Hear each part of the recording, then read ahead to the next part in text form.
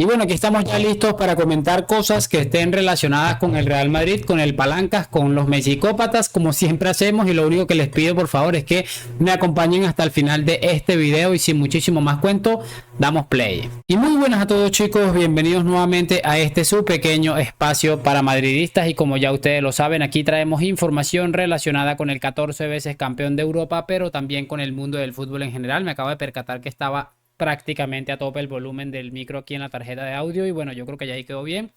Y nada, lo que les estaba comentando, vamos a repasar unas cosas muy interesantes que me han parecido muy chéveres. Por supuesto, lo vamos a comentar juntos acá y espero lo de siempre, que me acompañen hasta el final de este video, ya que seguramente vamos a entender muchas cosas. Es algo que me llama mucho la atención, que se los voy a exponer en breve, así que no se despeguen. Lo primero que me gustaría comentarles es que Jude Bellingham está nominado al Golden Boy, un premio que a mí prácticamente me da exactamente igual, o sea, es que me da absolutamente nada, o sea, me viene ni me va ni me viene, pero sí estoy viendo que Bellingham está ahí con muchas posibilidades de ganar. Les voy a dejar un link en la descripción donde presuntamente o donde supuestamente se puede votar por el inglés para este premio. Y hay una competencia con Musiala, con Valde y algunos otros futbolistas. Creo que también aparece Gaby para ver quién es el que va a ganar este premio al Golden Boy. Así que bueno, si a uno de ustedes le interesa, ahí les voy a dejar el link porque seguramente al chico le hará cierta ilusión y realmente comparto su experiencia de que quiera ganar este premio. Al final es como un balón de oro para los jóvenes y realmente a mí me da igual, pero seguramente a él no, así que ya lo saben. Vamos a pasarnos a la pantalla porque rápidamente vamos a ver. Ayer Luis Van Gaal hizo unas incendiarias declaraciones, se las voy a colocar rápidamente por si alguien no las ha escuchado, aunque lo dudo. Y bueno, ha generado todo tipo de opinión, ha generado todo tipo de incomodidad en ciertos sectores del fútbol y creo que es bastante interesante. Entonces escuchemos a Van Gaal y luego vamos a lo del video que les quiero comentar el día de hoy. Reproducimos. Nee, want ja, ik wil er eigenlijk niet zoveel over kwijt. Kijk, je ziet, het is 2-2. Er is een verlenging en er zijn penalties. Maar als je ziet hoe Argentinië aan de doelpunten komt en hoe wij aan de doelpunten komen en hoe sommige spelers van Argentinië over de scheef gingen en niet bestraft werden, ja, dan denk ik dat het allemaal vooropgezet spel is. Wat bedoelt u dan? Ik bedoel alles mee wat ik zeg. Dat Messi wereldkampioen moest worden. Dat denk ik, ja. Bueno, realmente interesante lo que comenta Luis Van Gaal. Realmente, a ver, hay muchas teorías alrededor de este tema del mundial y una de las cosas que a Van Gaal no le ha cuadrado, pues es su partido, partido que terminó perdiendo con la selección argentina de fútbol, quien posteriormente terminó siendo campeona del mundo. Yo he tratado de mantenerme lo más alejado posible de cualquier tipo de polémica. Me parece ridículo muchas cosas, pero ya les voy a decir mi opinión en concreto porque realmente a mí no me parece tan descabellado, aunque lo de Van Gaal me ha llamado mucho la atención, me ha gustado muchísimo, me gusta la gente que va así desnuda y que dice lo que piensa. Pero entonces ahora vamos a escuchar a Barack Feber, mesicópata por excelencia, antimadridista por excelencia. Vamos a escucharlo porque estas declaraciones han caído muy mal dentro de los mesicópatas. Estos dos también se lanzaron ahí su ridículo, pero creo que quien ha ido mucho más allá ha sido el tipo este Barack Feber y realmente por eso lo quiero comentar, porque hay algo que me llamó mucho la atención y seguramente cuando me escuchen decir lo que les voy a decir me van a entender. Entonces empecemos a escucharlo. Chris, Richard, Héctor, que hay dos posibilidades y las dos están muy separadas, ¿no? Porque no hay términos medios. Una pasa por demencia senil, y lo digo honestamente, no sabe ya lo que dice Luis Van Gaal y desgraciadamente es algo que naturalmente ocurre a veces en personas de edad mucho más avanzada que Luis Van Gaal y a veces la edad que tiene el entrenador neerlandés.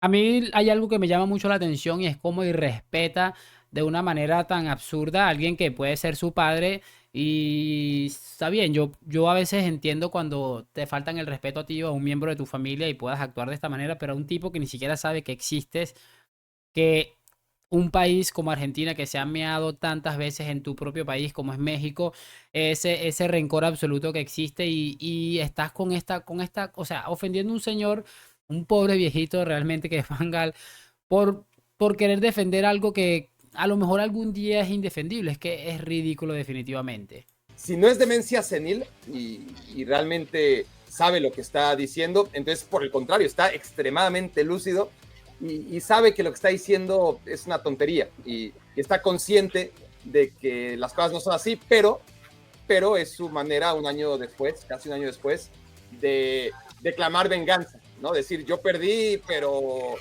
no crean que ese topollillo que me hicieron en la cara o este anda para allá bobo o todo lo que pasó en ese partido, porque hubo un mal ganar de los argentinos, más allá que se explique que los jugadores de Países Bajos también provocaron lo que quieras, las imágenes quedan ahí y Argentina no sabe ganar del todo ese partido y seguramente eso cala en Países Bajos todavía, ¿no? Entonces, bueno, me ganaste, pero ¿no?